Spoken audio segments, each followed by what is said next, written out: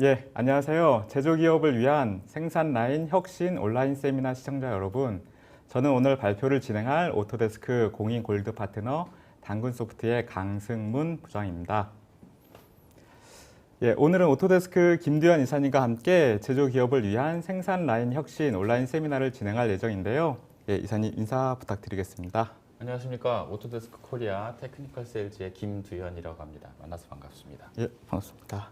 강 부장님 오래간만입니다. 아, 예, 오랜만입니다. 이럴 때 2년 한번 됐죠? 뵙는 것 같습니다. 그러게요. 네. 일단 새해 복 많이 받으시고요. 예, 이사님도 새해 복 많이 받으세요. 아까 듣기로는 뭐 개인적으로 좋은 소식 있으시다고. 예. 네. 이제 한 2주, 3주 후면은 네. 이제 딸 아이의 아빠가 이제 됩니다. 그렇군요. 예. 감사합니다. 축하드립니다. 예, 이제 더욱더 행복한 일이 그러게요. 많아질 것 네, 같습니다. 산모분도 그렇고 네. 아이도 잘 순산하시기를 이렇게 기원 드리도록 하겠습니다. 예, 감사합니다. 오늘은 저기 그 사회자가 없으세요? 네. 혹시 그 CNG TV를 예전에 해보셨던 적이 있으신가요? 아니요, 저 이게 처음입니다. 저도 지금 처음이라 많이 떨리는데요. 네. 오늘 뭐 사회자는 없지만 네. 잘 진행이 됐으면 하는 그런 바람입니다. 예, 오늘 파이팅입니다. 준비해 주신 내용이 어떤 거죠?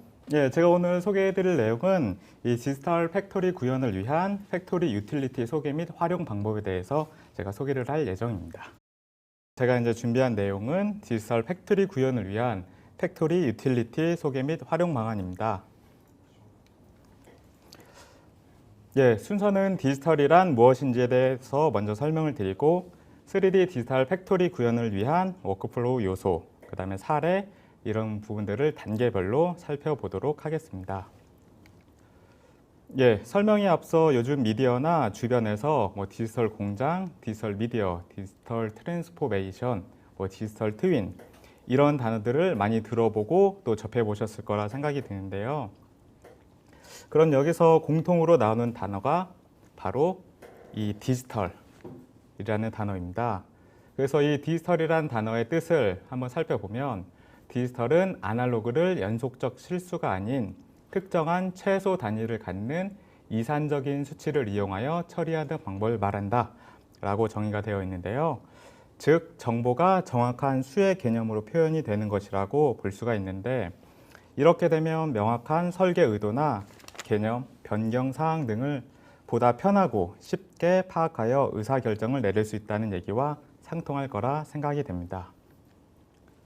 그럼 제가 이 시간에 여러분에게 소개하고자 하는 이 디지털 팩토리, 스마트 공장이라고 하는데 이 디지털 팩토리를 어떻게 디지털 기술을 이용하여 구성하는지에 대해 설명을 해드리도록 하겠습니다. 그럼 먼저 간단한 동영상을 보면서 설명을 이어가도록 하겠습니다.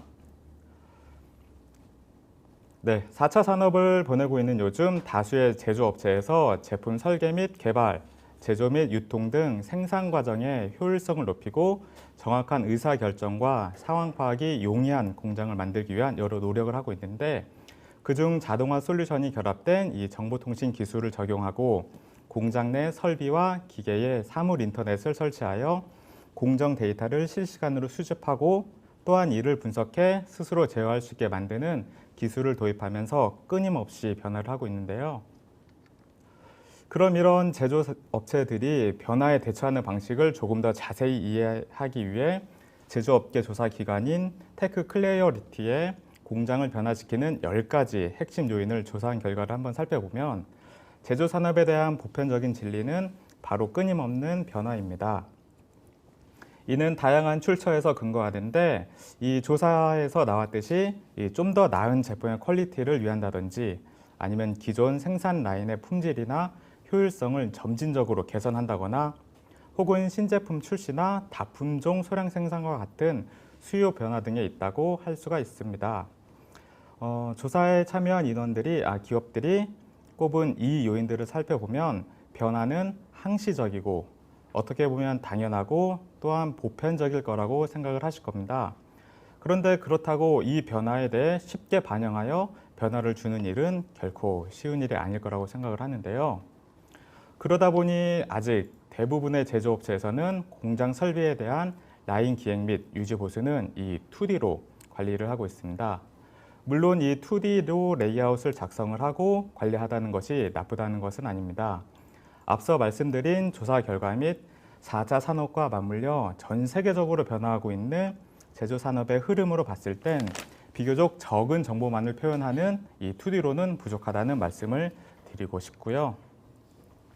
그럼 이러한 공정 설비를 관리 및 개선하기 위해 가장 먼저 진행이 되어야 될 이 첫 단계는 무엇인가라고 질문을 한다면 저는 요 3D 레이아웃이 먼저 기본이 된다라고 말씀을 드리고 싶습니다. 요 3D 레이아웃이 단순히 시각적인 측면만 부각되는 것이 아니라 다양한 솔루션을 결합하실 수 있는 어떠한 기술들의 기초가 되는 부분이 바로 이 3D 레이아웃이며 현재도 이 부분을 이용하여 여러 사례들이 진행을 하고 있습니다. 스마트 팩토리를 구현하기 위해 오토데스크에서는 다양한 솔루션을 가지고 있는데 그중 가장 기본이 되는 요 디지털 3D 레이아웃 작성 방법에 대해 본격적으로 한번 설명을 해드리도록 하겠습니다. 이 시간을 통해 3D 레이아웃의 필요성과 귀사에게 어떻게 접목을 시키면 도움이 될지를 생각해보는 시간이 되었으면 합니다. 먼저 3D 팩토리 레이아웃을 구현하기 위한 방법으로 총 5단계의 워크플로우를 구성을 할 수가 있는데요. 첫 번째는 제조 프로세스의 정의입니다. 레이아웃 작성을 위해 여러 고려사항이 있을 텐데 오토데스크 프로세스 아날리시스를 이용하시게 되면 계획 단계부터 배치 단계까지 프로세스의 병목 현상을 식별하고 효율성을 높일 수가 있는데 동영상을 보면서 조금 더 자세히 설명드리도록 하겠습니다. 보시는 화면이 오토데스크 프로세스 어널리시스입니다. 여러 공정을 만드실 수 있으며 지금처럼 이제 각 프로세서에 해당하는 모델을 팩토리 에셋이라는 라이브러리 저장소를 통해 삽입을 할 수도 있습니다. 이 팩토리 에셋은 공장 설계에 필요한 패실리티, 설비, 건축 및 기계 요소 등 방대한 양의 라이브러리를 오토데스크에서 기본적으로 제공을 하고 있는데 물론 사용자가 직접 만들어 등록을 할 수가 있습니다. 이 부분이 완료되면 공정별 정의한 값을 토대로 시뮬레이션이 진행이 되며 여러 값들을 조정을 하여서 생산된 어떠한 제품의 양, 필요한 생산 시간, 그 다음에 사용된 자원의 양 등을 리포트 형식으로도 이렇게 확인을 해 주실 수가 있습니다. 또한 이렇게 기획된 레이아웃을 그 오토캐드에서 활용할 수 있도록 DWG 파일로도 내보내서 캐드에 바로 인서트해서 또한 이 부분들에 대해서 컨셉을 잡고 또한 또 분석을 하는데 조금 더 용이할 수 있을 거라고 생각이 듭니다. 그리고 그 다음 두 번째 단계는 계략적인 레이아웃 단계입니다. 오토데스크 프로세스 어널리시스를 통해 계략적인 레이아웃을 구성하였다면 이 단계에서는 현재 라인 기획이나 생기 부서에서 근무하시는 분들이 많이 활용하고 있는 2D 오토캐드에서 구체적인 레이아웃을 작성을 하는 단계입니다. 그러나 기존 방식과 조금 다른 부분이 있는데요. 기존에는 정보가 없는 일반 그 오토캐드 선 명령으로만 작성을 하였다면 이 단계에서는 여러 정보와 확장성을 가지고 있는 팩토리 에셋에 등록된 객체를 사용하는 것인데요. 자세한 설명은 또 동영상을 보면서 설명드리도록 하겠습니다. 앞서 말씀드렸듯이 이 팩토리 에셋은 3D 레이아웃을 구현하는데 아주 중추적인 역할을 하고 있는데 사용자의 반복적인 어떠한 드로잉 작업을 줄여주고 원하는 사이즈로도 변경이 가능하며 원하는 정보를 입력하여 등록을 해 주실 수가 있습니다. 보시는 것처럼 우측에 있는 에셋 브라우저에 등록이 되어 있는 어떤 자산을 검색을 해서 필요한 부분들에 검색을 해서 찾아주시고 드래그 앤 드랍 명령을 이용을 해서 원하는 위치에다가 배치를 해주시면 됩니다. 물론 이런 모든 방법들은 오토캐드 안에서 이루어지기 때문에 오토캐드 명령을 100% 또 다 사용을 해 줄 수가 있는 부분이고요. 세 번째 단계로는 제조 공간을 위한 세부 설계입니다. 이전 단계에서 2D로 작성된 레이아웃의 경우 작성은 빠르게 진행은 되나 2D 설계의 한계인 어떠한 공간성 검토는 어려운 부분인데요. 이 부분을 해결하기 위해서는 높이값이 있는 3D로 전환을 하여 검토하여야 할 것입니다. 그러면 다시 2D로 작성된 레이아웃과 별개로 어떠한 3D 환경에서 새로 작성을 해야 하냐? 그것은 아니고 에셋 브라우저에 있는 객체는 3D 모델에 대한 정보도 포함하고 있으므로 버튼 하나로 3D로 전환을 해줄 수가 있는데 이 부분도 동영상을 보며 설명해 드리도록 하겠습니다. CAD 상단에 보시면 싱크 인벤터라는 이 아이콘이 있는데 이 부분을 한번 클릭을 해 보겠습니다. 자, 그러면 2D에서 작성된 형상이 전환이 되어 3D 형상으로 바로 전환이 되는 것들을 확인할 수가 있는데요. 그럼 이 2D와 3D는 상호 연결 관계가 성립이 되어 오토캐드든 인벤터에서든 수정사항이 발생되면 즉시 반영이 됩니다. 지금 보시는 화면이 인벤터 화면인데 이 인벤터에서 해당 설비에 대한 높이와 그에 따른 계단의 수를 조정을 하게 되면은 인벤터에서만 반영이 되는 것이 아니라 오토캐드에서도 이 수정된 내용이 반영이 되게끔 되어 있습니다. 컨베이어도 마찬가지로 컨베이어에 대한 높이를 수정하고 싶다라고 하면은 치수 입력만으로 컨베이어에 대한 높이도 수정을 해줄 수가 있으시고 3D 인벤터 내에서도 어떤 컨베이어의 종류를 변경을 하고 싶다라고 하면은 SF 브라우저에 있는 컨베이어를 선택을 해서 동일한 드래그 앤 드랍 방식으로 배치만 해주시면 되겠습니다. 컨베이어뿐 아니라 설비들도 SF 브라우저에 있는 설비를 검색을 하여서 이 안에서 배치를 해줄 수가 있는데요. 원하는 어떠한 설비를 가져와서 위치에다가 이동을 해서 배치만 해주시게 되면은 이 부분 또한 오토캐드에서도 반영이 되게끔 되어 있습니다. 이 싱크 오토캐드 버튼을 클릭하시게 되면은 서로 연계가 되어 있는 오토캐드 DWG도 지금 보시는 화면처럼 같이 변경이 되는 것을 보실 수가 있습니다. 자, 그럼 이 팩토리 에셋이 이 3D 레이아웃을 작성을 하는데 가장 큰 부분이라고 이제 생각을 하실 텐데요. 그러면 이 에셋을 만드는 방법을 한번 설명을 해 드리도록 하겠습니다. 에셋으로 만드는 방법은 상당히 간단합니다. 해당 3D 모델을 인벤터에서 불러오신 다음에 이 에셋 빌더라는 버튼을 이용을 해서 에셋으로 만들어 주시면 되는데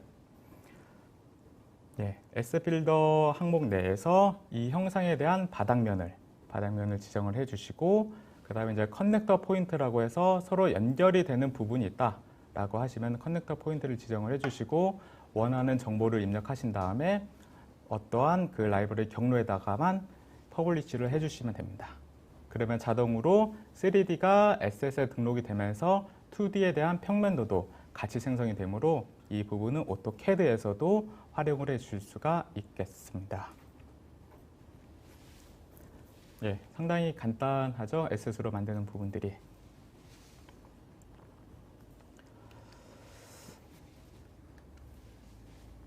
그리고 3D 모델을 만들기 어려운 설비가 있을 거예요. 또한 변경이 되지 않는 어떤 건축 구조물의 경우 이런 것들을 실질적인 3D 작업을 하기가 상당히 좀 어려울 텐데 이럴 경우 3D 스캐닝을 이용을 하여서 포인트 클라우드 형식이나 서피스 형상으로 쉽게 만들 수가 있는데요. 자, 이런 지금 보시는 광대역 스캐너를 이용을 해서 스캐닝할 대상에 여러 포인트를 지정하여 스캐닝을 이제 지정을 하게 됩니다. 이렇게 진행하여 얻어진 스캐닝 데이터를 취합하여 이제 활용을 해주시면 되는데 이 활용을 한 데이터를 한번 보도록 하겠습니다. 그 3D 지금 보시는 화면이 실질적으로 가공되지 않은 3D 스캐닝 그 클라우드 포인트라고 보시면 될 것 같고요. 이 클라우드 클라우드 포인트 데이터는 오토캐드나 인벤터, 그다음에 나비스웍에서 바로 활용을 해줄 수가 있으시고 이 부분도 기존의 에셋으로 작성된 이 파일과 같이 혼용을 해서 사용을 해 줄 수가 있으니까 이 부분도 같이 염두를 해 주시면 좋으실 것 같습니다. 네 번째 단계로 배치 전 설계 검증 부분입니다. 이렇게 작성된 이 3D 레이아웃이다 하더라도 이제 사람인지라 설계 미스가 이제 좀 발생을 할 수가 있는데요. 그래서 이런 부분에 대해 3D 레이아웃을 점검하며 또한 간섭을 탐지하고 공정 계획에 따른 어떤 설비 계획이 올바르게 시공이 되고 있는지 어떤 가상의 공간에서 시뮬레이션 해보는 것도 필요한 부분일 거라고 생각을 하고요. 또한 이렇게 작성된 3D 레이아웃에 대해 현장 작업자와의 의사소통도 중요한 부분입니다. 이런 부분에 대해 효율적으로 관리하고 공유하는 방안에 대해 배치 전 설계 단계와 함께 묶어 동영상을 보면서 설명을 해드리도록 하겠습니다. 네, 지금 보시는 화면은 나비스웍스라는 제품인데요. 앞서 인벤터에서 만들어진 3D 레이아웃을 해당 제품으로 불러와 리뷰 및 검토하는 역할을 수행을 하게 됩니다. 사전에 건축 및 구조, 설비 등에 대해 시작 및 종료 일정을 작업 스케줄을 지정을 하여서 지정한 스케줄대로 잘 진행이 되고 있는지를 3D로 확인할 수가 있는데 이 부분은 MS 프로젝트와도 연동을 시켜 주실 수가 있습니다. 또한 사람 크기의 더미를 이용하여 작업자의 이동 반경도 체크를 해 줄 수가 있으며 또한 마크업이라든지 치수 측정 기능도 제공을 하고 있습니다. 예, 물론 이 나비스웍스 안에서 인벤터 포맷 외 타 이기종 CAD 파일도 별도의 변환 없이 또 가져올 수가 있는데요. 이렇게 다양한 포맷과 공장 규모가 클 경우 건축 구조물이라든지 기계 설비도 이제 많아질 텐데 그러면 퍼포먼스가 잘 나올지 또한 의문이 드실 겁니다. 자, 이 부분은 걱정하지 않으셔도 되는데 저사양의 PC에서도 이 대용량의 조립품을 가볍게 핸들링할 수 있는 게 이제 나비스웍의 가장 큰 강점이다 보니 국내 여러 중공업이나 건설 회사에서도 본 제품을 사용하고 있습니다. 또한 지금 보시는 것처럼 간섭이 발생을 했다라고 하시면은 곧 바로 버튼 하나로 인벤터로 돌아가서 인벤터에서 수정할 수 있게끔 하는 기능도 제공을 하고 있는데요. 이런 크레인에 대한 높이 때문에 공정물과 이제 간섭이 발생했을 경우 인벤터에서 수정을 해주시고 저장 버튼만 눌러주시게 되면은 나비스웍에도 그 상황이 반영이 돼서 그 부분도 수정이 되고 또한 오토캐드에 있는 내용들도 같이 변경이 되게끔 되어 있습니다. 네, 이렇듯 이제 3D 레이아웃을 진행하게 되면 한편으로는 좀 부담스럽게 느껴질 수도 있겠지만 향후 유지 보수나 관리 측면에서도 많은 이점이 있을 거라고 생각이 됩니다. 유지 보수 관리 사례를 통해 한번 살펴보면 요 해당 업체의 경우 설비 점검이 필요한 설비의 도면을 일단 먼저 출력을 해서 현장으로 이동을 합니다. 현장으로 이동하여 보수가 필요한 부분을 이제 점검을 하고 그 점검이 필요한 그 부분에 대해 도면에 이제 수기로 마크업이라든지 기록을 하게 됩니다. 그래서 이렇게 수기로 작성된 도면은 이제 일일이 사람들이 이제 취합을 하여서 시스템에 입력을 하는 이런 작업을 하고 있는데 이런 작업이 대략 한 55일 정도 소요가 된다라고 합니다. 이러다 보니 도면을 보기 어려운 작업자는 현장을 정확히 확인할 수도 없고 취합된 정보도 누락되는 일들이 빈번히 발생을 된다라고 하는데요. 그래서 이 해당 업체는 이 3D 레이아웃을 활용한 시스템을 구축하여 점검이 필요한 설비를 모바일 기기로 전송을 하고 또한 이 QR 및 검색으로 빠르게 해당 위치로 이동하는 시스템을 구축을 하였습니다. 그래서 점검한 그 내용들에 대해서 모바일 기기 상태에서 마크업이라든지 사진 촬영 등을 진행을 한 후 그 자리에서 바로 서버에 업로드하는 시스템을 구축을 하였는데요. 그래서 기존에 55일 걸리던 작업이 11일로 줄어들 수 있었으며 이에 따른 정확도와 비용이 절감된 효과를 얻게 되었습니다. 예, 또한 이 디지털 3D 팩토리를 구현을 하시게 되면 시각적으로도 또 다양하게 확인하실 수가 있는데요. 앞서 설명드린 부분대로 기계, 설비, 또한 건축 구조물에 대한 모델링을 진행을 하고 또 이렇게 작성된 형상을 나비스웍스로 취합을 하여서 간섭과 리뷰를 진행을 하였다면 이제는 이 3D 레이아웃을 VLED나 3D 스튜디오 맥스에서 이용을 하여서 좀 더 이 부분을 활용을 해 줄 수가 있는데 지금 보시는 화면이 이제 우측 하단에 있는 사람이 보고 있는 환경인데요.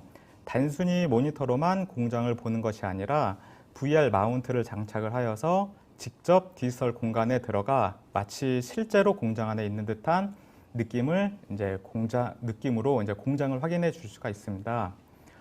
요즘 뉴스나 기사에 안전 관련 인명사고 소식이 종종 발생돼요. 안타까운데 위험 요소가 있는 부분에 보수를 해야 될 경우 이 VR 기술을 활용하여 현장 투입 전 사전에 미리 가상 환경에서 위험 요소가 있는지 확인을 하고 비상 상황이 발생 시 신속하게 비상 대피로로 이동할 수 있는 방법에 대해 사전에 미리 체험하게 하는 것도 좋은 활용 사례라고 생각이 됩니다. 네. 여기서 이제 조금 더 확장을 시켜보면 아직 기초적인 단계이지만 IoT 기술과도 접목을 시킬 수가 있는데요. 현장에 있는 설비의 온습도, 유량, 압력, 기계 제어 등 IoT 센서를 부착하여 얻어지는 이 센싱 데이터를 3D 레이아웃과 여러 솔루션을 결합을 하여 대시보드 형식으로 모니터링 시스템을 구축을 할 수가 있습니다. 이렇게 하게 되면 언제 어디서든 대시보드를 통해 원하는 공장 현황을 확인할 수가 있으며 원격지에서도 설비들을 제어할 수 있는 효과를 보실 수가 있습니다.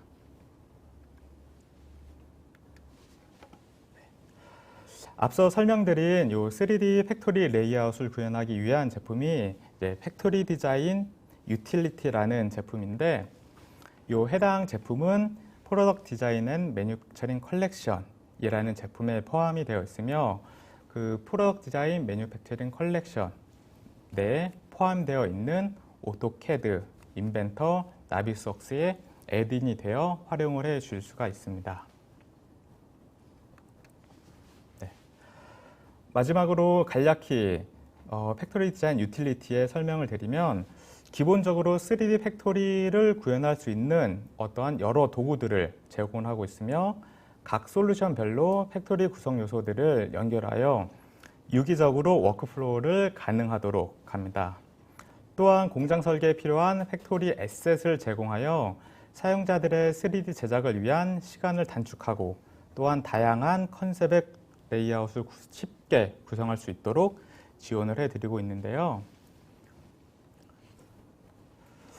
네, 이렇듯 앞서 설명드린 내용대로 3D 레이아웃을 통해 세일즈 및 마케팅에서도 활용하실 수가 있으며 효율적인 공장 레이아웃을 구성을 하고 빠른 레이아웃을 검토, 공장 시설 변경에 대한 빠른 업데이트, 공장 설비 검토 및 이력 관리 등을 확인해 볼 수가 있었는데 어떻게 받아들여주셨는지 궁금하네요. 예, 저도 이제 전국 방방곡곡 여러 업체를 다니며 3D 레이아웃 프로젝트에 참여하여 컨설팅 및 용역을 진행을 하였는데 무엇이든 처음 시작하는 것에 대해 두려움과 기대가 공존하듯이 3D 레이아웃 도입을 망설이거나 어떻게 진행해야 하는지 가이드를 받고자 하시는 분들은 주저 말고 연락 주시면 많은 경험을 토대로 한 당사에서 도움을 드리도록 하겠습니다. 네, 그러면 이어 오토데스크 김두현 이사님께서 오토데스크 4G에 대한 소개와 활용 방안에 대해서 설명을 해드리도록 하겠습니다. 예. 네. 부부장님 고생 많으셨습니다. 감사합니다. 팩토리 디자인 유틸리티에 대한 그런 내용과 그다음에 그 디지털 팩토리에 대한 모니터링 시스템에 관한 내용을 아주 침착하게 잘 설명을 해주셔서 잘 들었습니다. 감사합니다. 두 번째 세션 이어가겠습니다. 오토데스크 4G라고 되어 있어서 이제 클라우드 기반 개발 플랫폼 소개라는 타이틀로 제가 말씀을 드리게 될 건데요. 앞서서 나갔던 그 내용, 이 발표 자료에 대한 부분을 말씀드리면 일단 오토데스크 4G에 대한 플랫폼 소개를 일단 말씀을 드리고 그다음에 앞서 잠깐 언급이 되었습니다만 4G와 IoT 적용 사례, 그다음에 개발자의 4G 플랫폼 접근 방안에 대해서 말씀을 드리도록 하겠습니다. 이게 다분히 개발에 관한 얘기라 지금 시청하고 계신 분들이 보통 사용자도 계시겠지만 개발자분이 혹시 계시다면은 이 4G라는 게 어떤 거고 그다음에 개발이 어떻게 되는지에 대해서 한번 살펴보시면 될 것 같고요. 그다음에 일반 사용자 분들이시라면 4G라는 게 있어서 이런 걸 가지고 이런 것도 할 수 있구나라는 정도의 정보만 좀 얻어가시면 오늘 세션은 성공적이 아닌가 싶습니다. 사실 4G라는 단어가 이렇게 친숙한 단어는 아니에요. 그래서 좀 찾아봤습니다. 사전적인 의미를 찾아봤더니 단조라는 의미로 이게 번역이 되더라고요. 명사이고 이제 공업에서 금속을 두들기거나 눌러서 필요한 형태로 이제 만드는 일 이렇게 표현을 하고 있습니다. 사진에 보시는 거 지금 자유단조라고 저희가 일반적으로 얘기를 하는데 이게 왜 포지라는 단어를 썼을까라고 생각을 해보니 포지가 개발 플랫폼이고 개발 플랫폼 안에서는 개발에 대한 어떤 자유도가 굉장히 중요시 여기게 되는데 아마도 이런 그 자유단조처럼 사용자가 또는 이 개발자가 본인의 스킬을 10분 활용해 가지고 원하는 그런 제품을 또는 원하는 시스템을 개발할 수 있는 자유도를 제공한다라는 그런 의미에서 일맥상통하지 않나 그런 생각이 좀 들어서 장표를 만들어 봤습니다.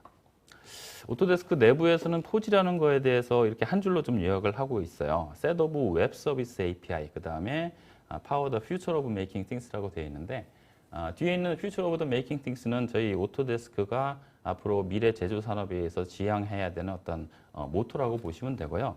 중요한 거는 이제 Set of Web Service API로 되어 있는데 API라는 게 이제 어플리케이션 프로그램 인터페이스의 약자입니다. 뭔가 어떤 서비스를 가지고 개발을 함에 있어서 이 API를 이용해서 원하는 기술을 이제 구현할 수 있다라는 정도로 이렇게 이해가 되는데 사실 요 한 문장 가지고는 포지 자체를 이해하기가 쉽지가 않아요. 그래서 포지에 대한 웹사이트를 한번 방문을 해봤습니다. 포지.autodesk.com에 들어가시면 이렇게 보시는 것처럼 포지에 대한 웹사이트가 나타나고요. 그 첫 화면에 클라우드 베이스드 디벨로퍼 툴스라고 이렇게 되어 있죠. 클라우드는 뭐 아시죠? 뭐 저희 네트워크상에서 뭔가 커다란 컴퓨터가 있을 것 같은 그런 느낌이고요. 그 다음에 디벨로퍼 툴스라고 되어 있는 거 보니까 뭔가 개발하는 그런 플랫폼이나 이런 서비스를 제공을 하는 게 오토데스크 포지가 아닌가 이렇게 유추가 될 수 있을 것 같습니다. 사실 오토데스크 내부에서는 오토데스크에서도 그 클라우드에 대한 제품들이 많이 제공을 하고 있는데 대표적으로는 이제 빔 360, 그 AEC라고 하죠. 그 건축이나 토목 쪽에서 사용되는 빔 360이라는 그런 클라우드 제품을 또 저희가 제공을 하고 있고요. 매뉴팩처링 분야에서는 퓨전 360이라는 게 좀 대표적인 그 클라우드 기반의 그 제품입니다. 근데 저희 오토데스크 내부에서도 이런 클라우드 기반의 제품을 개발을 하겠죠. 개발을 하려면은 소위 말하는 날코딩을 하는 게 아니고 이런 API들을 개발을 한 다음에 그 API를 이용을 해서 필요한 기능을 구현을 하는 그런 프로세스를 가지고 있습니다. 그래서 첫 줄이 이제 그 얘기예요. 테크놀로지 스택이다. 오토데스크 내부에서도 자체 웹 어플리케이션을 개발하는 데 있어서 사용하는 테크놀로지 스택이라 이렇게 표현이 되어 있습니다. 지금 장표가 약간 영어로 되어 있는데 이 영어를 이제 한글로 좀 번역을 하려고 좀 시도를 해봤으나 이게 의미가 이제 의미가 이게 잘 제대로 전달이 안 될까 봐서 그냥 그 영문 장표로 지금 소개해드리는 사전 말씀을 좀 드리겠습니다. 그래서 API라는 걸 이제 제공을 한다는 건 알겠는데 어떤 API를 제공을 하느냐 이런 것들이 좀 생각이 될 거예요. 그래서 오른쪽 위에 보시는 것처럼 저희가 일단 API라는 것에 대한 그런 개념을 설명해 드릴 때 보통 레고 블록을 많이 말씀을 드립니다. 레고 블록 같은 경우에는 그 크기나 사이즈나 한 단위 하나하나를 봤을 때는 사실 별 의미가 없는 것들이에요. 하지만 그 레고를 사용하는 사람이 본인의 원하는 아이디에이션을 이용을 해가지고 본인이 원하는 거를 이제 구축을 할 수가 있는 거죠. 아래쪽에 보시는 것처럼 나는 건축물에 관심이 있어 하면 레고를 막 이제 조립을 해가지고 이제 건물을 하나 만들 수도 있는 것이고 내가 비행기에 관심 있어 하면 동일한 레고 블록을 또 이용을 해가지고 이 비행기를 또 만들 수 있는 부분이죠. 이런 부분들이 저희가 이제 컴포넌트라는 개념을 이용을 해서 단단위로 그 기능을 제공을 하나 요거를 사용자의 스킬에 따라서 원하는 그 어플리케이션을 개발할 수 있다라는 그런 개념으로 보시면 될 것 같습니다. 그래서 포지라는 게 이런 서비스를 제공을 한다는데 어떤 식으로 제공을 하느냐라는 장표예요. 그래서 디벨로퍼 에코시스템 이제 생태계라고 이제 저희가 표현을 해놨는데 맨 아래쪽에 보시는 이제 IaaS라고 저희가 얘기를 하죠. 인프라스트럭처 애저 서비스라고 해서 뭔가 포지 서비스를 이용하려면은 네트워크상의 큰 컴퓨터 안에다가 그런 서비스를 제공을 해야 되고 그렇기 때문에 저희가 아마존 웹 서비스라는 걸 이용을 해가지고 이런 서비스를 제공을 하게 되고요.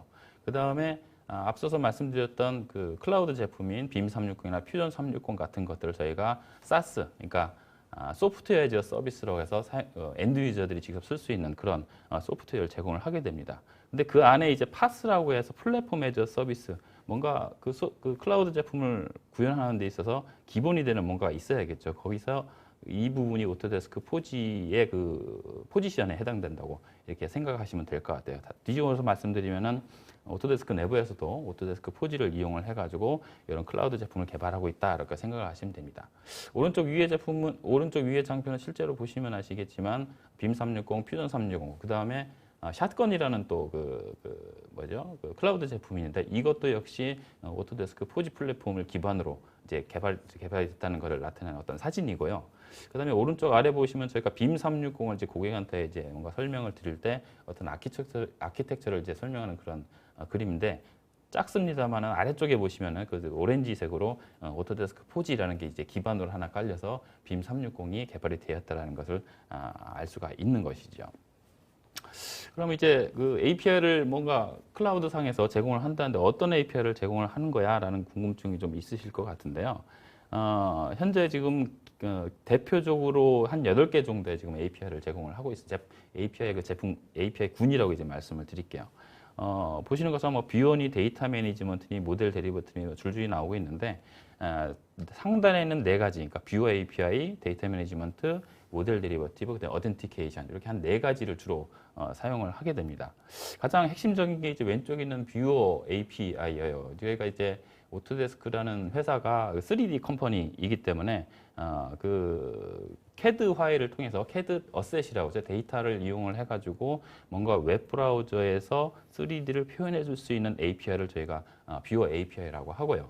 근데 로컬 컴퓨터에 있는 그 3D CAD 데이터를 클라우드로 옮겨가지고 이제 변환을 시켜서 서비스를 해주는 거기 때문에 뭔가 옮겼을 때의 데이터를 관리해주는 API가 또 필요할 겁니다. 그걸 데이터 매니지먼트 API라고 하고요.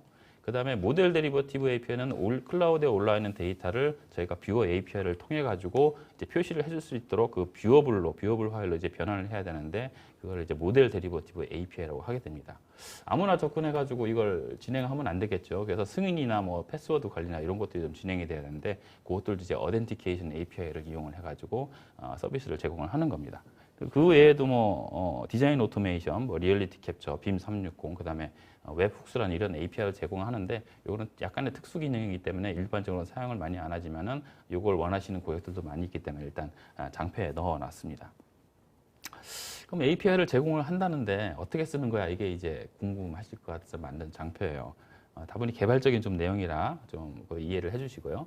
오른쪽에 보시면은 오른쪽이네요. 4G 플랫폼이라고 돼서 앞서서 말씀드렸던 4가지 API가 지금 표현이 되고 있습니다. 이 4G 플랫폼 자체에서는 이 API 자체를 서비스로 제공을 하고 있기 때문에 사실 사용자가 4G 플랫폼으로 바로 접근하는 게 아니고 사용자가 들어가서 일을 해야 될 어떤 웹 서버가 하나가 필요하죠. 그래서 가운데 쪽에 웹 서버라고 하는 그런 부분이 있는 것이죠. 그래서 사용자가 이 웹 서버에 접속을 하게 되고 어덴티케이션 API를 이용을 해가지고 로그인을 하게 되면은 승인이 된 사람인지 안 된 사람인지에 대한 서비스를 이제 4G가 제공을 해주는 거고요.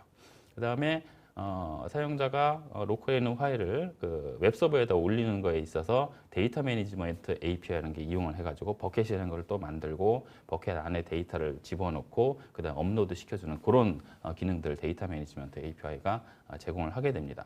그러고 나서 올리고 나서 끝나는 게 아니죠. 올렸으면은 이제 변환해라는 게 이제 웹서버에서 요청을 하게 되면은 4G 플랫폼에서는 모델 데리버티브 API가 또 구동이 되면서 보기 가능한 뷰어블 파일로 이제 변환이 되게 되는 거예요. 최종적으로 사용자는 내가 업로드했으니까 그 내용을 좀 보여줘라는 그 뷰어.html 웹사이트로 들어가게 되면은 또 그 웹서버에서 그 뷰어 API를 이용해 가지고 뷰어.html에 이게 3D 모델을 보여주는 그런 구조로 되어 있어요. 좀 예전에 웹페이지를 개발하거나 이런 그 소위 말하는 그 API 서비스를 이용하신 개발자분들은 금방 이해를 하실 것이고 그렇지 않은 분들은 그 왼쪽에 있는 화면만 보시면 돼요. 그러니까 웹페이지에 딱 들어갔더니 업로드할 수 있는 뭔가 생기고 그거를 업로드할 수 있는 로컬에 있는 파일을 업로드를 하시면은 좀 이따 3D 모델이 보인다라는 그런 간단한 구조로 생각을 하시면 됩니다.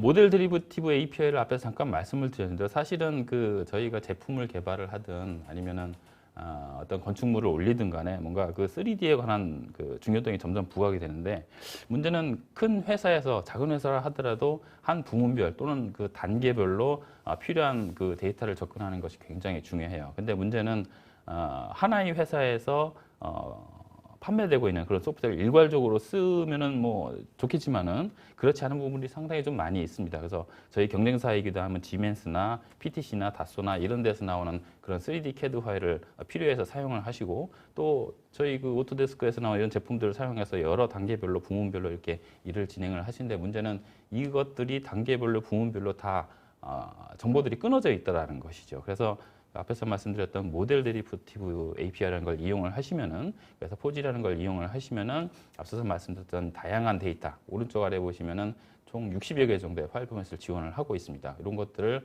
변환을 시켜서 어느 부문에서든지 어느 단계에서든지 필요한 CAD 데이터와 디자인 데이터를 접근할 수 있도록 해주는 게 가장 큰 장점이라고 보시면 될 것 같아요.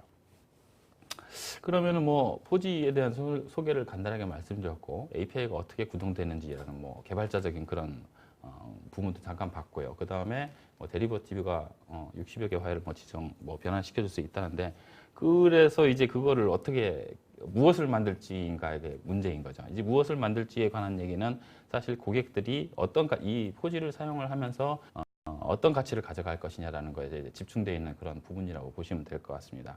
사실 어려운 문제예요. 그 저작 도구의 특성이라는 이름으로 제가 지금 장표 단위 엑셀 그 아이콘 하나 띄워놨는데요. 사실 엑셀이라는 게 원래는 그 스프레드시트 프로그램이죠. 그래서 셀에다가 뭔가 계산할 수 있는 수치를 잡아놓고 복잡한 계산을 일괄적으로 할 수 있도록 그런 목적으로 만들어졌습니다만은, 사실 엑셀 그렇게 쓰시는 분들은 많지 않을 거예요. 어떤 분들은 보고서를 작성하는데 엑셀도 쓰시고, 양식을 만드는 데도 쓰시고, 그다음에 뭐 그래프 같은 거 그리는 데도 쓰시고, 하여간 기상천외한 그런 방법으로 엑셀을 쓰시는 분들이 많이 계십니다. 이 말씀은 무슨 말씀을 드리려고 하느냐면은, 저작 도구이기 때문에 그 고객들의 어떤 아이디어를 이러한 툴들을 이용을 해가지고 그러니까 고객들이 원하는 그런 기능을 가진 시스템을 구축할 수 있다는 그런 내용으로 보시면 될 것 같아요. 그래서 오토데스크에서는 이 포지를 사용하는데 단순히 3D 파일을 보기 위한 거야, 웹브라우저를 통해서 보기 위한 그런 게 핵심이라는 건 아니에요, 사실은. 그래서 오토데스크에서는 이런 포지를 사용하는 데 있어서 이런 식으로 쓰세요라고 몇 가지 이렇게 샘플을 좀 전달을 해드리는데, 그 중에 핵심 메시지는 메쉬 디자인 데이터라는 항목입니다. 메쉬업이라는 게 저도 사진을 좀 찾아보니까 필요한 요소들을 이렇게 막 골라가지고 조합을 해서 본인이 원하는 기능을 만드는 걸 이제 메쉬업이라고 표현을 하더라고요. 그래서 3D 데이터를 가지고 기존의 레가시 시스템이라고 하죠. 뭐 ERP의 어떤 특정 데이터든가 아니면 또 다른 시스템에 있는 데이터를 조합을 해가지고 의사결정자나 그것을 보는 사람들이 적치에 올바른 결정을 내릴 수 있도록 하는 그런 시스템을 제공하는 게 가장 핵심이라고 말을 합니다. 웹브라우저에 지금 3D 모델이 보이고 있어요. 왼쪽 아래 보시면 해당되는 도면도 보이고 있습니다. 오른쪽에 보시면은 뭔지 모르지만 파이 차트 같은 것도 보이고, 뭐 컨트롤 드롭다운 같은 것도 이제 보이고는 있어요. 지금 보시는 부분은 지금 두 개의 웹 API, 웹 뷰어죠. 뷰어 API를 이용해가지고 두 개의 CSN을 만든 다음에 3D 모델을 변환시킨 거를 사용자는 단순히 웹브라우저를 통해 가지고 로그인하게 그 특정 주소를 치게 되면은 이런 식으로 이제 볼 수 있는 그런 화면을 나타내게 됩니다. 그 위쪽과 아래쪽 화면이 조금 다르긴 합니다만은, 그 위쪽 화면에 그 아래쪽에 있는 아이콘을 보시면 소위 말하는 뷰어가 가지고 가야 되는 기본적인 기능은 포지 뷰어 API에서 제공을 하고 있어요. 뭐 회전이라든가 뭐 패닝이라든가 줌, 그 다음에 1인칭 시점, 카메라 조절하는 부분들, 그 다음에 섹셔닝, 그 다음에 그 스트럭처를 익스플로전 시킬 수 있는 그런 부분들, 스트럭처 구조, 그 다음에 어떤 특정 그 컴포넌트의 특성 이런 것들 다 표현을 해주고 있습니다. 또 아래쪽에 보시는 것처럼 이제 2D 도면을 나타낼 경우에는 도면에 해당되는 또 아이콘들을 기본적으로 제공을 하고 있어요. 그래서 화면을 딱 봤을 때 왼쪽에 보시는 부분들은 이거는 포지의 뷰어 API를 이용해서 만든 거구나. 오른쪽에 있는 건 일반적인 웹 프로그래밍 기법을 이용해서 그 왼쪽에 있는 2D나 3D에 있는 모델과 함께 아까 말씀드렸던 그 디자인 데이터를 연결시킴으로써 이런 화면 구성과 시스템을 구축할 수 있다는 그런 말씀을 드리고 싶은 거예요. 그럼 이렇게 그 디자인 데이터하고 설계 데이터만 이렇게 좀 한꺼번에 표현하는 게 다야? 물론 그렇진 않나요. 저희 고객 중에 그 포지를 이용을 해가지고 서비스를 제공해서 비즈니스를 하시는 그런 고객이 있습니다. 캐드쉐어라는 업체인데요. 지금 컨베이어 벨트가 나오고 있습니다. 컨베이어 벨트 이런 것들을 이제 고객이 사용을 하다가 발생을 했거나 또는 메인터넌스 기간이 도래를 해가지고 특정 부분을 교체를 할 때 마치 저희가 온라인 쇼핑몰 들어가서 뭐 하나하나 이렇게 구매를 하듯이 이제 구매를 할 수 있는 그런 그 서비스를 제공하는 업체예요. 이 업체는 사실 저희가 자동차를 운영을 하면서도 자동차에 뭔가 문제가 생기면 이 파트를 좀 구매를 하고 싶어라고 하게 되면 제일 먼저 하는 경우가 이 파트의 어떤 품번을 좀 수배를 하든가 그 품번이 같더라도 뭐 맞는지 이런 것들을 많이 하게 되는데 요 캐드시어라는 이런 업체에서는 그럴 필요 없이 포지의 그런 뷰어 API를 이용을 해가지고 3D 모델을 딱 띄운 다음에 사용자가 요거 내가 필요해 하고 딱 선택을 하게 되면은 그놈의 품번은 뭐고 그 스펙은 어떻고 요거를 이제 구매를 할 수 있는 소위 말하는 오더링 시스템을 이렇게 제공을 하는 그런 업체입니다. 물론 자동차의 그 오른쪽에 그 사이드 미러라고 하죠. 그 거울을 깨졌다고 해서 거울만 바꿔주지는 않잖아요. 이제 사이드 미러 전체를 어셈블을 통째로 이제 바꿔야 되는 부분인데 그런 경우에도 요 그림을 보시면 아시겠지만 선택을 했을 때 요거는 서비스 단위가 아니에요. 걔를 가지고 있는 상위 어셈블리를 선택하셔서 구매를 하시면 됩니다라는 그런 안내도 보여주는 거죠. 그러니까 구매의 어떤 오류를 방지할 수 있는 그런 부분도 있겠습니다. 그래서 3D라는 거를 웹브라우저 상에서 이용을 해가지고 구매 시스템이라는 그런 아이디에이션이 나와서 이거 구현을 한 그런 좋은 예가 되겠습니다. 뭐 그런 것도 있지만 지금 앞서서 그 팩토리 디자인 유틸리티에서 잠깐 말씀 나왔습니다만 이제 IoT에 대해서 이제 잠깐 말씀을 드릴 건데요. 4G의 뷰어도 역시 IoT하고 연결을 해서 쓰실 수 있어요. 그래서 4G 자체가 두 번째 줄입니다. 4G 자체가 IoT 플랫폼은 아니에요. 그러니까 IoT 서비스를 제공을 하지는 않지만은 4G 뷰어가 3D 데이터를 빠른 시간 내에 효율적으로 핸들링할 수 있는 그런 기능을 제공하기 때문에 IoT 데이터하고 연결했으면은 굉장히 효율적으로 쓰실 수 있습니다라는 그런 내용의 장표입니다. 대시어 360이라는 게 저희 그 오토데스크 내부에서 프로젝트로 진행이 되고 위쪽에 보시면은 대시어 360.com이라고 이렇게 되어 있어요. 요거 지금 웹브라우저로 많이들 보실 텐데 실제로 들어가 보셔도 됩니다. 지금 구동이 되고 있는 부분이에요. 이쪽으로 들어가 보시면은 건물이 하나 나오고 그 다음에 뭔가 동그라미 저희가 이제 마크업이라고 얘기를 하는데 이 동그라미 부분이 사실은 센서의 위치를 지금 표시를 해주고 있어요. 센서가 몇 개 안 되면 모르겠으나 센서가 이제 수백 개씩 있으면은 특정 센서의 어떤 부분을 어디에 있는지를 위치 파악하는 것도 사실 일이거든요. 그래서 그 센서의 위치를 표시를 해주고 센서에서 나오는 데이터를 IoT 플랫폼을 이용을 해가지고 이런 포지에다가 이제 표시를 해주게 됩니다. 표기를 해줄 때 왼쪽 화면 보시면은 아까는 기본적으로 제공하는 그 뷰어의 어떤 아이콘들 외에 또 추가되는 아이콘들이 보이실 거예요. 이것들을 이제 개발자가 아이콘을 이제 추가를 하고 아이콘을 눌렀을 때 보시는 것처럼 패널이 나오기도 하고 패널에 있는 부분들을 선택을 했을 때 해당되는 뷰 포트를 등록을 시켜서 선택을 하게 되면 쉽게 그 부분으로 갈 수 있는 그런 부분도 보여주고 있고요. 또 센서의 위치에 대한 거를 마우스 컷으로 갖다 대게 되면은 그 마우스 위치에 대한 현재 실시간 나오는 그 센서의 그 데이터들이 나오는 것도 보실 수가 있는 것이죠. 선택을 하게 되면은 과거 이제 밑에 이제 타임라인이 지나가죠. 타임라인이 지나가면서 그 당시에 그러니까 지난 이 화면에서는 줄라이로 되어 있던 걸로 기억을 하는데 어쨌든 이렇게 시간이 지나면서 어떤 그 데이터가 어떤 식으로 변화가 됐는지를 저희가 보실 수가 있습니다. 템퍼러처 온도에 관련된 것도 있고 이산화탄소의 농도 이런 부분들도 볼 수 있는 그런 부분도 있고요. 그 다음에 좀 이따 나오겠습니다. 예를 들어 동작 감지 센서라는 걸 설치해 놨을 경우에는 그 동작 감지 센서가 이제 표시가 딱 됐을 때 사람이 지나갔구나라는 것도 이제 기록이 되기 때문에 어느 방안에 누가 동작이 감지가 됐는지 이런 것들을 이제 표시를 할 수 있고 기록을 할 수 있는 거죠. 아까 디지털 팩토리에서도 잠깐 얘기가 나왔습니다만 이런 것들이 이제 팩토리에 이제 적용이 되게 되면 소위 말하는 팩토리 매니지먼트, 팩토리 모니터링 시스템이 이제 되게 되는 거죠.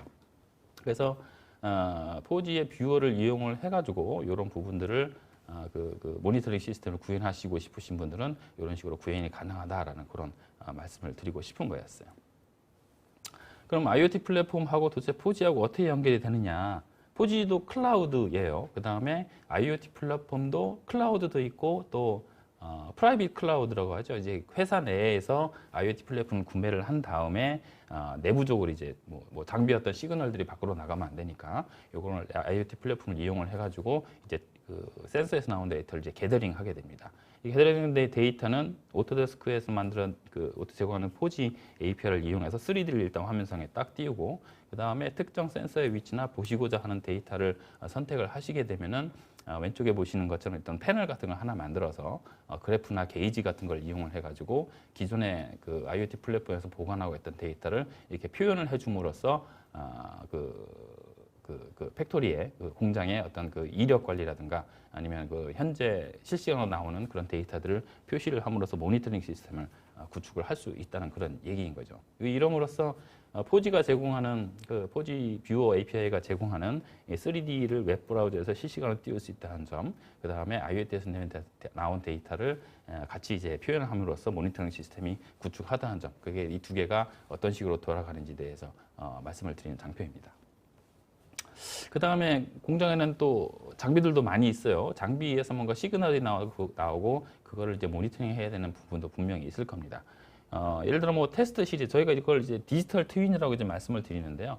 예를 들어 테스트실에 뭐 지금 제트 엔진이 갑자기 나오긴 합니다만은 제트 엔진에 뭐 이걸 테스트를 함에 있어서 특정 센서들을 이제 설치를 해놓고 모니터링을 하는 거죠. 그래서 오른쪽에 보시면은 뭐 엔진 스피드라든가 엔진 바이브레이션에 관련된 부분도 나오고 그 다음에 엔진 스피드에 나오는 하나의 라인이 나오고 엔진 바이브레이션은 뭐 미니멈, 맥시멈, 그다음 평균치라는 것들이 이제 지속적으로 이제 기록이 되는 거죠. 그래서 외부에서도 요거를 접근을 해가지고 현재 엔진 그 테스트가 어떻게 진행이 되고 있는지 이런 것들을 보실 수가 있고요. 그 다음에 그 오른쪽에 위에 보시면 파트라고 되어 있고 제너라고 되어 있는데 파트 부분의 선택을 딱 하시면은 셀렉트 싱글 파트라고 이렇게 되어 있죠. 3D 뷰어에서 네가 원하는 그 시그널을 가져오고자 하는 그 부분을 선택해봐 이렇게 얘기를 하는 거죠. 그래서 선택을 하시면은 보시는 것처럼 현재 선택된 파트의 템퍼러처 온도라든가 아니면 그 과거의 그 히스토리 기록된 부분들을 이렇게 그래프나 이런 게이지로 이제 표시해주는 그런 내용이 좀 되겠습니다.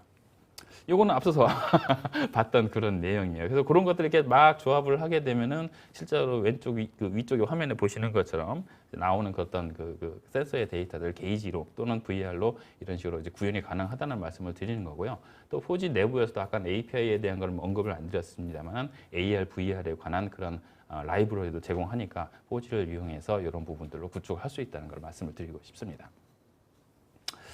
그 다음에 오토메이션 쪽을 한 장을 좀 준비를 했는데요. 요거는 최근에 나온 그 4G도 지금 계속 지금 발전을 하고 있어요. 그래서 오토메이션 API에 관련된 얘기인데 설계 자동화 관련해 가지고 많이들 관심을 가지시고 이런 것들 이제 4G 그러니까 클라우드 서비스를 이용을 해 가지고 이런 오토메이션 API가 진행이 됩니다. 대표적으로 저희 매니팩처링 쪽에서 그 3D 모델 그 설계를 하게 되는 그런 인벤터라는 프로그램이 있죠. 인벤터라는 프로그램을 이용을 해가지고 저희가 그러니까 설계 자동화가 될 수 있는 그런 환경을 환경을 만든 다음에 그 데이터를 그 클라우드에 있는 4G라는 서버에다 올리면은 걔가 알아서 컨피그레이션이 뭔가를 선택을 했을 때 어떤 식으로 구현이 되는 거고 그 다음에 해당되는 것들을 또 모델을 지가 자동으로 생성을 해줘요. 자동으로 생성을 해주고 필요하면 사용자가 또 다운로드 받을 수 있게 하는 부분인 거고요.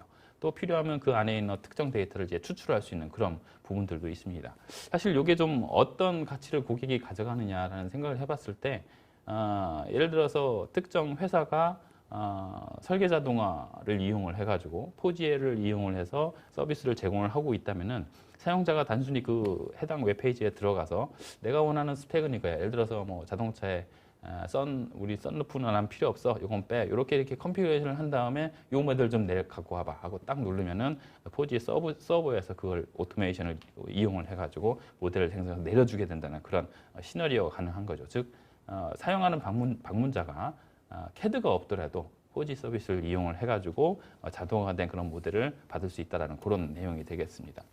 비슷한 예가 그 필립스 예가 하나 있었어요. 이 시스템을 걔네들이 구축을 했다는데 빔 오브젝트라는 이런 웹사이트에서 나오는 3D 모델을 유니티를 이용을 해가지고 실제 전등의 위치를 이렇게 하나씩 그 위치를 잡아줍니다. 잡아주면 밑에 보시는 것처럼 이제 밝기에 대한 그런 것도 좀 나오고요. 여기 어느 정도 지금 구축이 됐다 싶으면은 다른 방이 여러 개니까 얘는 6개, 얘는 5개 이런 식으로 집어넣게 되는 거죠. 집어넣게 되면은 단순히 숫자하고 전등이 배치되는 그런 알고리즘을 이용해서 생성 버튼을 딱 누르면은 저쪽 클라우드에서 이 부분을 자동으로 생성을 해줍니다. 말 그대로 클라우드 베이스의 설계 자동화가 되는 거죠. 그래서 그 자동화 시스템을 구동을 하고 나서 빔 360을 들어가 보면은 자동화가 반영된 부분들이 나오는 거고요. 그걸 랩빗이라는 걸 이용을 해가지고 로컬에 다운로드 받아서 2D 드로잉까지 업데이트할 수 있는 일괄적인 그런 프로세스를 할 수 있다는 그런 예가 될 수 있을 것 같습니다. 좀 어려운 얘기를 많이 했어요. 개발에 관련된 거기 때문에 나는 개발 관심 없어 이렇게 하시는 분들도 있겠지만은 저건 나쁘지 않네 이렇게 생각하시는 분들도 계실 거예요. 그래서 나 포지 한번 좀 해보고 싶은데 그럼 어디서부터 시작해 이런 부분이 좀 있을 것 같아서 장표 몇 장을 좀 더 추가를 해봤습니다. 어디서 시작하냐라는 얘기죠. 그래서 포지.autodesk.com을 들어가시면 첫 화면에 위에 이제 getting started라고 이제 표현이 되어 있어요. 아쉽게도 한글은 지원은 아닙니다. getting started를 선택을 하시고 아래쪽에 start here라는 걸 선택을 딱 하시면은 이렇게 1단계, 2단계, 3단계 해가지고 각 단계별로 이렇게 진행하시면 돼요 하고 있던 그림과 내용이 좀 표현을 해줍니다. 그래서 3단계 정도 가시면은 세팅은 이렇게 하신 다음에 3단계 가시면은 또 요런 샘플 프로젝트를 이제 제공을 해줘요. 그래서 이 프로젝트는 뭐다, 이걸 개발할 때는 어떤 것들이 필요하니까 이렇게 세팅을 하면 된다. 그 다음에 코드 내용은 어떤 건데 어떤 거니까 이걸 설명을 좀 해주는 부분도 있고요. 그 다음에 코드를 실행시키는 방법, 그 다음에 다음 스텝 이런 식으로 이렇게 표현을 해줍니다. 저도 한번 해봤는데 저도 이제 개발을 잘하는 편은 아니고 특히 웹 개발은 거의 문외한이었어요. 근데 따라서 해보니까 할만하더라고요. 여러분도 한번 이런 기회를 좀 이용했으면 좋겠습니다. 어떻게 되는지 알겠어. 근데 좀 더 알고 싶어라고 하실 경우에는 아까 그 페이지에 그 중간에 오른쪽에 보시면 Learn Poji Tutorial이라고 되어 있어요. 이제 교육용 매뉴얼이라고 보시면 됩니다. 예를 들어 따라하기 기법이라 선택을 하시면 왼쪽에 보시는 메뉴가 있으니까 그걸 하나하나 선택을 하시면서 오른쪽에 있는 내용을 좀 따라하시면은 아까보다는 조금 깊이 있는 그런 내용이 좀 나오기도 합니다. 그리고 나서 아까 저희가 API 몇 가지를 소개를 드렸는데 이렇게 전체 프로세스를 한번 따라가고 튜토리얼도 한번 따라가시면은 그러면은 그 API를 이제 공부를 하셔야 돼요. 그 API 공부하는 방법이 솔루션 쪽에 뷰어라는 걸 예를 들어서 뷰어 API를 난 좀 보고 싶어 하고 선택을 해보시면은 또 뷰어 API에 대한 자세한 내용이 나와 있고 몇 가지 또 샘플도 나와 있습니다. 예를 들어서 아까 뷰어를 설명드릴 때 말씀드렸던 그 아이콘 이 기본적으로 제공하는 아이콘이 있는데 그 아이콘 내가 좀 더 추가하고 싶어. 색깔은 빨간색, 파란색 이런 식으로 하는 방법에 대해서 자세히 표현이 되어 있으니까 이걸 가지고 좀 더 실력을 키우시는 게 좋겠고요. 좀 더 진행을 한다면은 다른 사람 코드를 보는 것도 굉장히 좋은 방법이에요. 그래서 코드 샘플이라는 항목에 들어가시면은 결국 그 개발자들은 다 아십니다. GitHub라는 사이트가 있죠. GitHub 사이트에 포지 플랫폼이라는 곳으로 들어가실 수가 있어요. 그래서 그림상으로는 리포지토리가 지금 93개 정도의 샘플이 되어 있으니까 뭐 각종 언어에 해당되는 부분들의 샘플들이 많이 있으니까 참고하시면 될 것 같고 그래도 개발하다 보면 또 하다 막히는 부분이 있어요. 에러도 나고 그런 경우에는 get help라는 메뉴를 통해서 들어가시면 되지만은 결국은 역시 개발자들의 성지 중에 하나인 스택 오버플로우라는 그런 사이트로 들어갑니다. 거기서 태그에 오토데스크 -포지라는 걸 태그를 딱 달고 질문을 딱 올리시면 저희 본사에 있는 오토데스크 포지라고 되는 태그를 이렇게 들여다보고 있다. 질문이 올라왔네. 그러면 거기다가 이제 답변을 달아주는 그런 시스템을 구축을 이용을 하고 있어요. 샘플에 대한 실제 소스 코드가 들어가 있고요. 데모를 선택하시면은 이거를 요리조리 돌려보기도 하고 눌러보기도 할 수 있는 그런 기능을 보여드립니다. 그래서 이런 부분들은 굉장히 관심 있어 하는 분들은 잘 쓸 수 있는 그런 사이트가 아닌가 싶어서 말씀을 드렸습니다. 예, 뭐 마무리를 드릴게요. 오토데스크 포지가 좀 생소합니다. API라는 것들은 이제 개발자들이 일단 어떤 전유물이고 일반 사용자 입장에서는 뭐 누가 개발한 나는 잘만 쓰면 돼 이런 개념이기 때문에 관심 있어 하시는 분들만 알겠지만은 사용하시는 분들도 어디 가서 오토데스크 뭐 포지라는 게 있는데 들여다보니까 우리 회사에서 우리 그 3D 모델을 이용해서 이러이러한 시스템이 좀 하나 나왔으면 좋겠어. 거기 웹페이지를 이용해서 들어가기만 하면 3D 모델도 보이고 그 다음에 그 해당되는 데이터도 볼 수가 있어. 그 외에 뭐 다른 것들이 있는데 그런 것 좀 해왔으면 좋겠어. 이런 식으로 좀 의사를 좀 진행해 주시면은 저희가 이제 도와드릴 수 있는 부분들을 많이 도와드려서 실제로 그 필요하신 시스템을 구축할 수 있는 그런 부분들이 일이 좀 진행됐으면 하는 그런 바람입니다. 그래서 요 가격은 말씀을 안 드렸지만 가격 말씀드려도 되나요? 가격 말씀을 안 드렸지만 거의 공짜예요. 거의 공짜라고 생각하시고 부담 없이 그 개발하시는 분들 들어가셔서 얼마든지 개발할 수 있는 리소스를 제공해 드리니까 한 번 정도 이렇게 좀 경험해 보실 수 있는 그런 계기가 됐으면 하는 그런 바람입니다.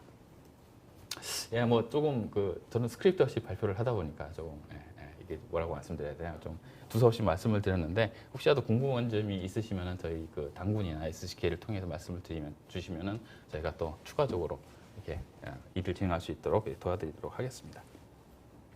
예, 오늘 그 기획된 세션 2가지를 지금 마쳤어요. 시간이 지금 2시 55분이죠. 조금 이제 지나긴 했는데 Q&A 세션을 좀 잠깐 좀 갖도록 하겠습니다. 지금 저희 발표하는 중간에 아마 Q&A가 좀 올라온 것 같기도 하고 미처 이제 퀘스천 그러니까 질문을 못 하신 분들은 지금 한 3분 정도 드릴 테니까 거기다 이제 타이핑을 좀 해주시면은 저희가 그 3분 동안에 잠깐 좀 들여다보고 말씀드릴 수 있는 건 말씀드리는 그런 시간을 좀 갖도록 하겠습니다. 제가 할까요?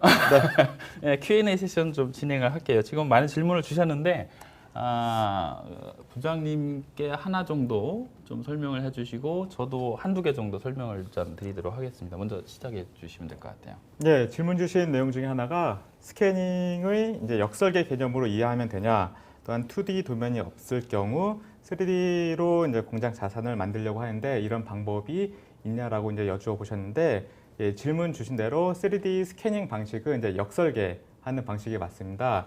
그래서 도면이 없거나 2D 도면이 없거나 좀 제공하기 어려운 이런 설비들의 경우에서는 3D 스캐닝이 이제 광대역 설비를 이제 스캐닝할 수 있는 광대역 장치와 그다음에 핸디 스캐너를 이용을 해서 또 작은 규모에 있는 어떤 설비나 부품들을 이렇게 좀 정밀하게 할 수 있는 이 2가지 스캐너를 제공을 하고 있는데 이 스캐너들은 일단 기본적으로는 오토데스크에서 제공을 하고 있지는 않습니다. 대신 이 스캐닝한 그 데이터, 이제 포인트 클라우드 그 데이터를 활용을 해서 이제 오토데스크 리캡이라는 제품이 있는데 리캡을 통해서 다시 한번 그것들을 조금 리터칭 해줄 수 있는 소프트웨어는 이제 오토데스크에서 제공을 하고 있습니다.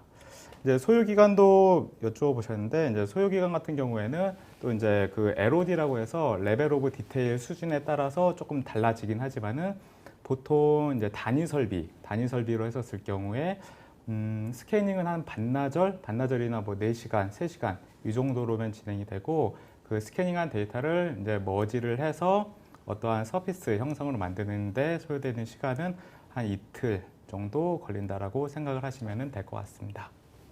네, 네. 네.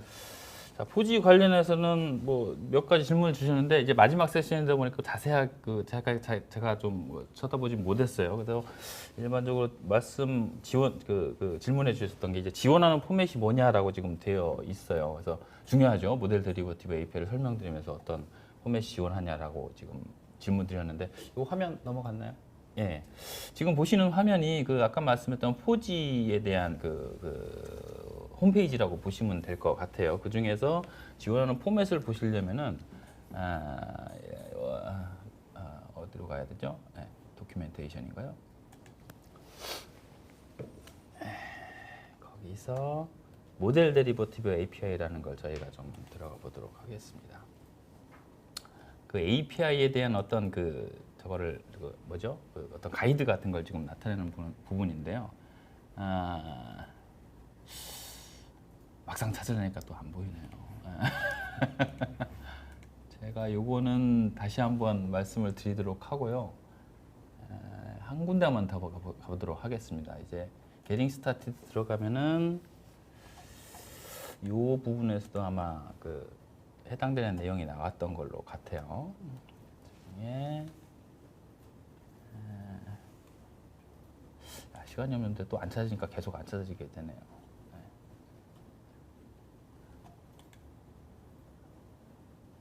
계속 시간을 끌면 안 될 것 같아요. 요거는 제가 다시 따로 한번 포맷을 어떤 지원되는 포맷이 있는지를 표현한 웹사이트가 있는데 그거를 제가 잠깐 좀 못하겠습니다. 그거는 다음에 다시 말씀을 드리도록 하고요. 그 다음에 애저 클라우드 지원이라고 말씀을 하셨는데 저도 이런 어떤 클라우드 서비스에 좀 익숙하지 않다 보니까 그 개념을 구분하기가 좀 쉽지 않았어요. 그러니까 지금 이 장표를 보시면은 아까 설명드렸던 장표 중에 왼쪽에 있는 화면은 사용자가 실제로 웹사이트 들어가서 3D 모델하고 그다음에 IoT 플랫폼에 대한 데이터를 가져오는 장표인 거잖아요. 그래서 각각의 하나의 웹사이트를 가지고 하나의 그 클라우드 서비스 제공하는 기능을 이용하는 개념이 아니고 하나 이상, 뭐 2개든 3개든 간에 여러 클라우드 서비스에서 제공하는 그런 기능들을 하나의 웹페이지에 엮어서 그 시너지, 뭐 그런 시너지 효과를 가져가는 그런 항목으로 보시면 될 거예요. 애저 클라우드 지원이라고 말씀하셨는데 예를 들어서 애저 클라우드에서 여러 개를 지원을 해주거든요. 예를 들어서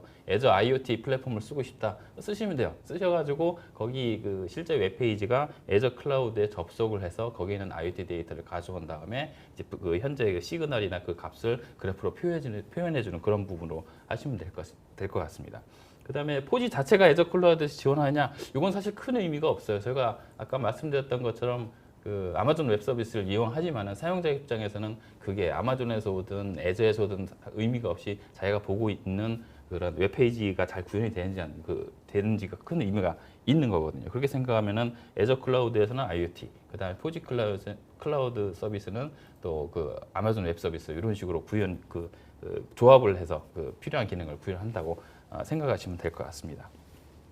그 다음에 이 정도로 말씀을 드리고요. 그 다음에 질문을 더 주셨는데 시간이 좀 많이 나지만 약간 좀 오버가 됐어요. 그래서 혹시 답변 받지 못하신 분들은 웨비나 종료 후에 개별적으로 이렇게 좀 연락을 해서 답변을 드리도록 하고요.